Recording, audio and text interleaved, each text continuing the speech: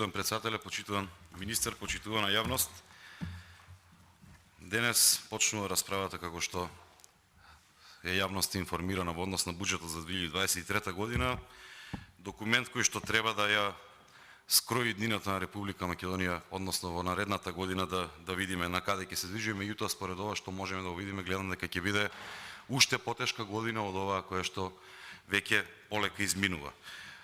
Она што многу често вие го говорите, почитуван министер, е вашето златно правило, секогаш ги проектирате капиталните расходи на ниво повисоки од дефицитот, и тоа е во ред кога некој ќе ве слушне, ама кога нема да ве гледа што правите.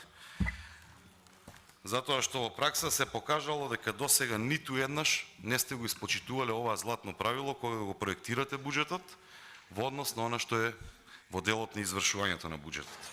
И втор пат поред гледам во овие анализи дека кога вие проектирате буџет, односно претходно ребалансот, се повикувате на некаква војна во Украина, на некаква руска инвазија, меѓутоа она што вие требаше да го направите, очигледно е дека немате волја да го правите, па постојано барате некакви виновници. И се гледа според процентот на инфлација, според она на каде се движи Република Македонија во однос на останатите земји, гледаме дека навистина има руска инвазија, гледаме дека навистина има инфлација насекаде во Европа, посебно изразена во балтичките земји кои што се граничат со Украина или со Русија, меѓутоа не е тоа случај во регионов, не е тоа случај во нашиот Западен Балкан, како што милуваат да го наречат, затоа што Македонија секогаш предничи во однос на инфлацијата. Дури и да ги одземеме оние податоци каде што се храната и енергијата, повторно ќе видиме дека основната инфлација е 9,2 во споредба со 5 во Европската Унија, кога ќе ја додадеме храната и енергијата, веќе стасуваме до 20%.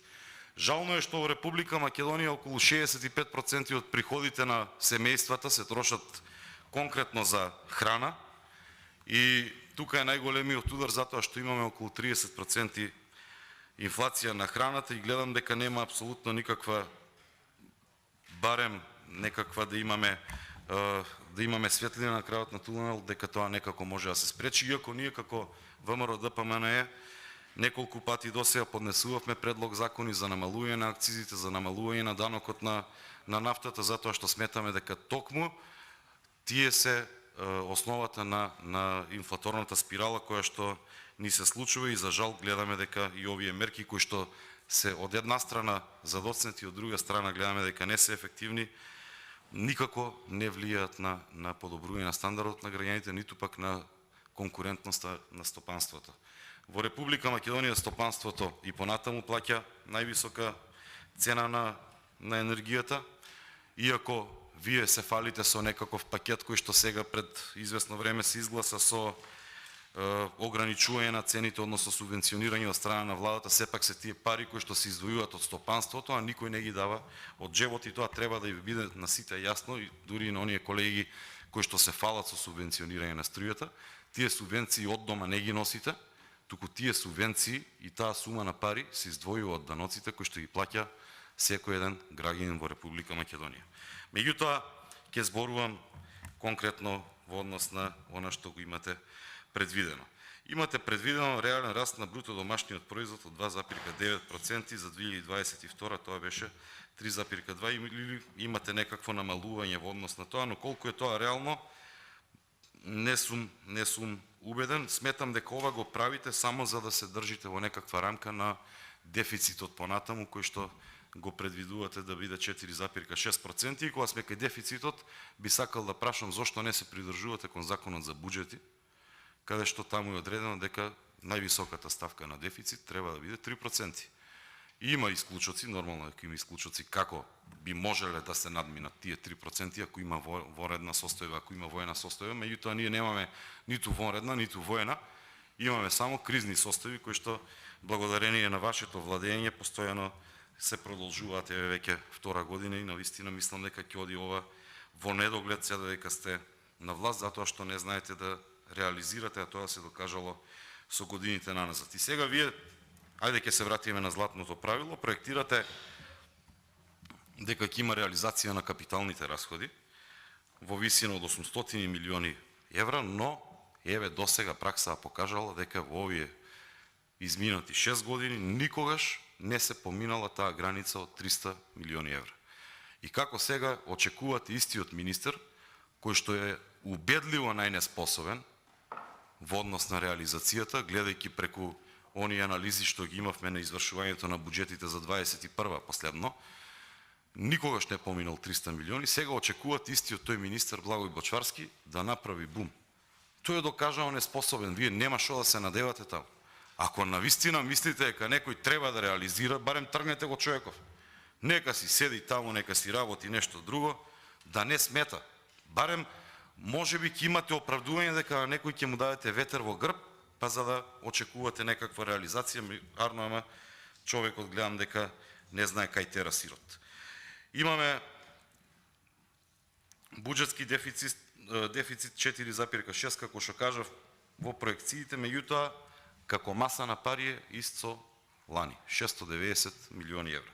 Кога ќе видиме дека за брзо време, односно во јануари, доспева стар долг од 450 милиони евра, кога ќе видиме дека повторно со овој дефицит ќе отидеме над милијарда и пол кога ќе ги собереме, навистина не се пишува добро на Македонија и 64,4% е јавниот долг проектирам, меѓутоа ова е вештачка проекција, која ќе дојде ребалансот, ќе видиме дека тој можеби ќе надмине и над 65, над 66%.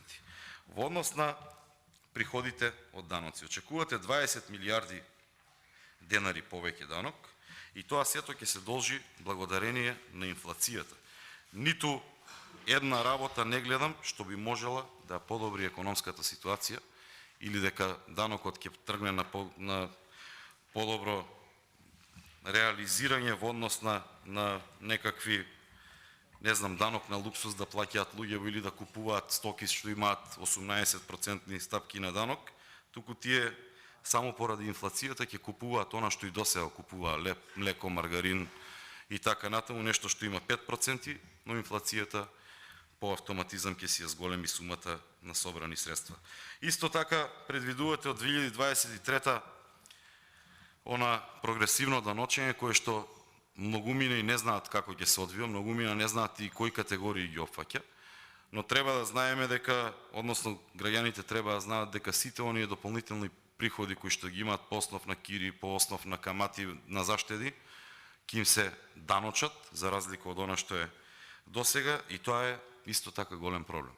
Во Република Македонија луѓето не штедат за да направат некакви милиони, за да не ги пуштат во промет, туку да имаат заштеда за понатаму. Во Република Македонија луѓето штедат или за свадби, или за погреби, за жал. И вие кога ќе им ги оданочите тие пари, тоа ќе биде многу лошо.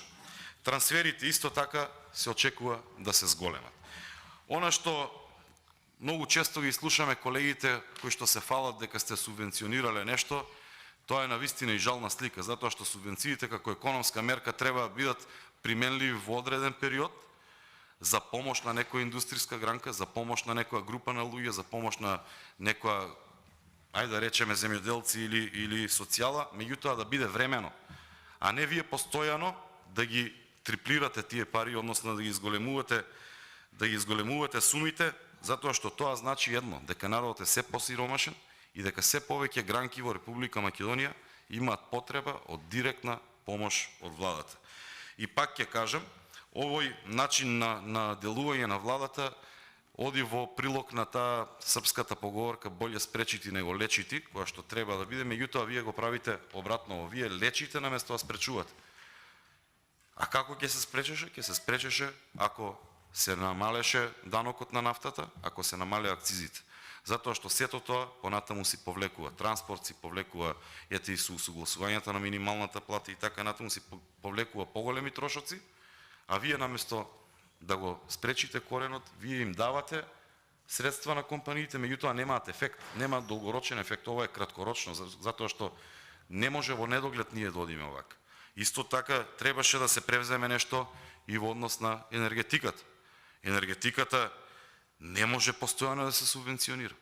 Гледам дека во оваа проекција на буџетов, сега малку прескокнувам, меѓутоа сакам да ви го кажам проблемов според мене од каде излегува. во оваа проекција на буџетов за развој на енергетиката има многу малку средства одвоено, ако не се лажам беа 0,3 или 3,2 милиони беа две ставки поврзани со енергетиката. Едната беше 0,3, другата беше 3,2 милиони евра и навистина тоа не дава надеж дека РЕК Битола или ТЕЦ Осломе или било кој ќе има понатаму поголема продуктивност или дека ќе има запирање со потребата на субвенционирање, дека ќе имаат поголемо производство. Не се вложува ниту малку во енергетиката, а постојано вие го клукате Ковачевски, овој Васко Ковачевски, најнеспособниот директор во историјата на Република Македонија, морам да потенцирам, со државни средства, за тој овака да и враќа на државата. Прво, тоа е за вас срам.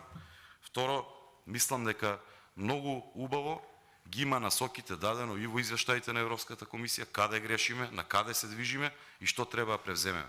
Седнете, разгледајте ги и делувајте по тие препораки. Таму ви кажува дека од 2,53 во 2013 година просечна оценка, сега сме на 1,56. Зарем треба некој да е многу паметен за да види каква е кривата на движење на Република Македонија, дали ние имаме напредок или немаме во однос на европските земји. Кога постојано гледате дека назадуваме, дајте седнете, еднаш кренете рачна. Дајте да седнеме затоа што и ние мислиме добро на Република Македонија, иако сме во опозиција. Што треба сега вашите желби да ги реализирате, а нашиве согледувања да ги игнорирате? Затоа сме оваму кај што сме, да знаете. И затоа ќе оставите руина после вас, која што за брзо време ќе дојдат предвремените избори, ќе оставите руина. Ова никој нема да го исправи. И вие имате деца, и ние имаме деца, и мислам дека треба малку поинаку да се однесувате во однос на трошењето на државните средства. Планирање и извршување на капитални трошоци кај селектирани буџетски корисници имаме тука една табела 2021-2022 година. Министерството за транспорт и врски, она што на почетокот да го кажам. Планирано 7 милиарди 480 милиони денари. Реализирано милиарда 472. 5 пати помалку во однос на планираното. Министерство за финансии и функции на државата. Планирано 4 милиарди, реализирани 3 милиарди. Министерство за одбрана. Планирани 3,8 милиарди, реализирани 585 милиони. И тука каде што имаме проблем, детектирајте ги проблемите, решете. Немојте да продолжувате со исто проектирање на буџет како претходно, затоа што гледате дека нешто не е во ред таму. Понатаму, планирање и извршување на капиталните трошоци. Исто така, Министерството за животна средина, 768 планирано, 205 реализирано. Министерство за труд и социјална политика, 765 проектирано, 163 реализирано. Министерство за економија, 710 реализирано, 644 реализирано. Ќе одам сега по ставки. Предвидени и остварени фискални параметри, ваму под број 3 имаме персонален данок на доход 25,9% се зголемува. И тоа нема да биде зголемување затоа што ќе има некакви вработувања. Персоналниот данок на доход ќе се зголемува баш поради ова што е најавено од 1.1.2023 и поради усогласувањето на минималната плата, нешто што е обврска на државата од март месец 2022 година. И тука повторно еве на пример, ако јас се викам Дарко и ако имам 4 милиони евра у банка, мене нема да ми одговари и не би гласал за вакво нешто. Понатаму, ДДВ-то ќе се зголеми 26,1 и тоа е чист основ на инфлација. Ништо друго нема да промени во ова. Она што паралелно се случува, го гледаме и со извршувањето на буџетите, го одравте народот од казни. Го одравте народот од казни. Секаде предвидувате одредена сума и секоја година таа ја надминувате се повеќе и повеќе. Дајте направите развојни програми или едукативни програми во склоп на министерства, да знае народов како да се однесува. Само по него мавате и у превод ова значи дека годинава луѓето можеби немаа да направат ајвар, ама до година ќе немаат и ајвар и туршија да направат, затоа што ќе им ги соберете сите пари по сите основи.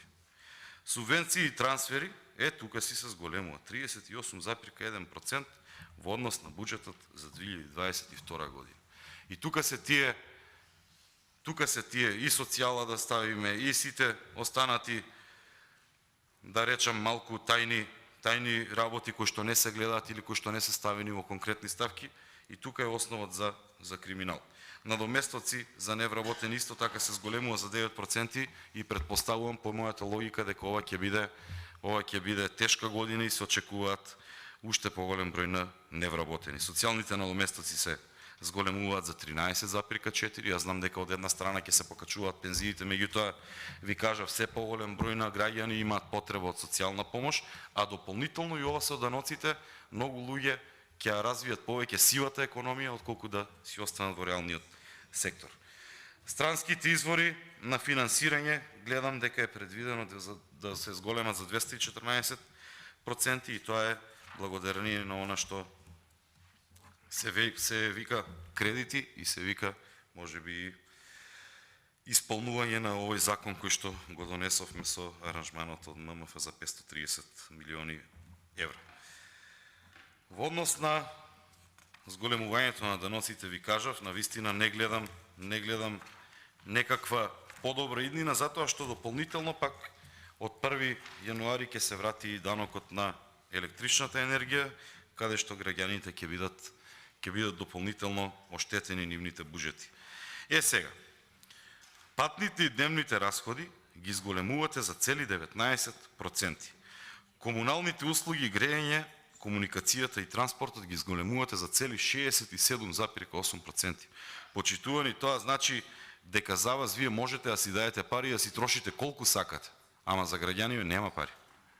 Од нивните пари вие ќе си ги потрошите, како што се ги трошеше годинава Марко Бислимовски по 53 евра дневно за кафе.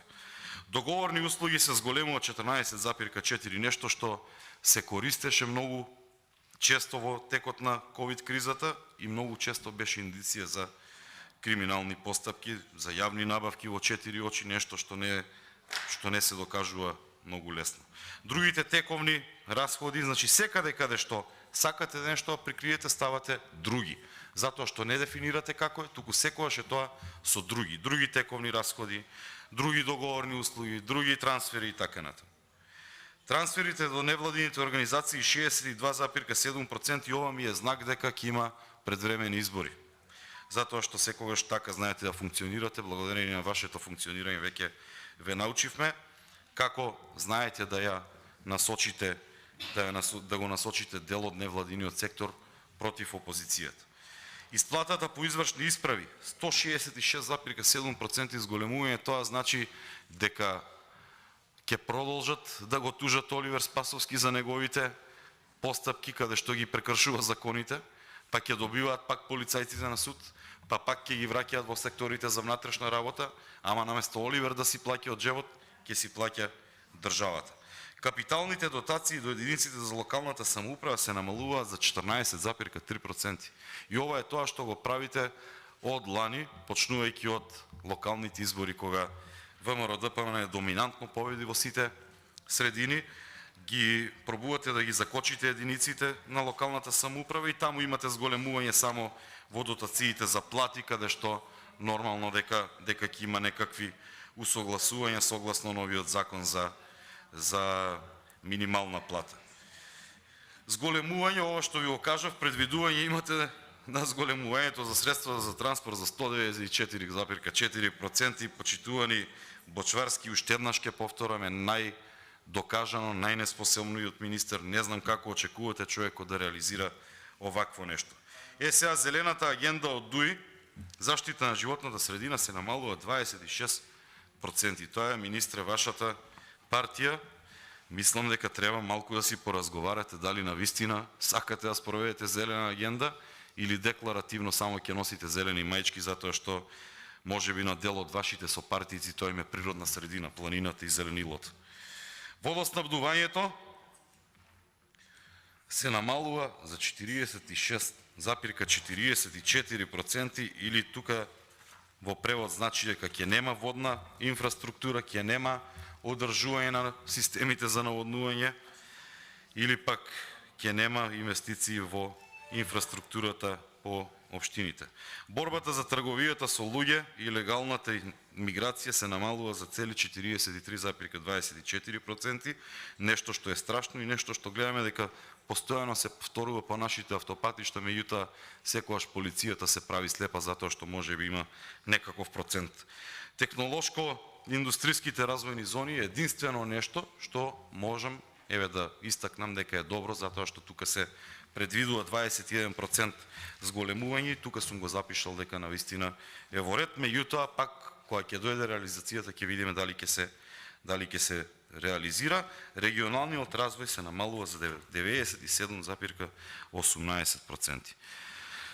Реконструкцијата на основните училишта се намалуваат за 17,43% и тука е повторно она нешто што викаме уништување на една нација, системско уништување, затоа што основата вие ја намалувате. Имаме намалување во студентските домови, реконструкцијата на студентските домови се намалува за 31%, иако е актуелна тема, иако дечкиве од студентските домови постојано ни праќаат слики, постојано објавуваат клипови како се живее, затоа што ете Пендаровски не живеел во студентски дом, меѓутоа ние што имаме живеено знаеме како е да се живее во студентскиот дом.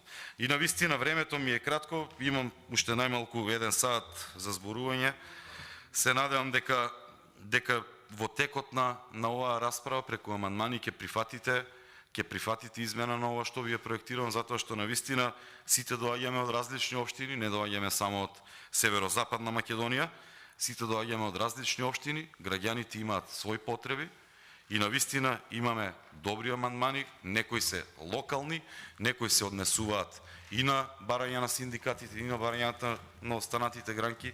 Се надевам дека ќе прифатите и навистина ќе направиме нешто за Република Македонија, затоа што како што и самите знаете, оваа година ќе биде многу тешка, а според овој документ кој што е актуелен, вие ја правите уште потешка. Ви благодарам.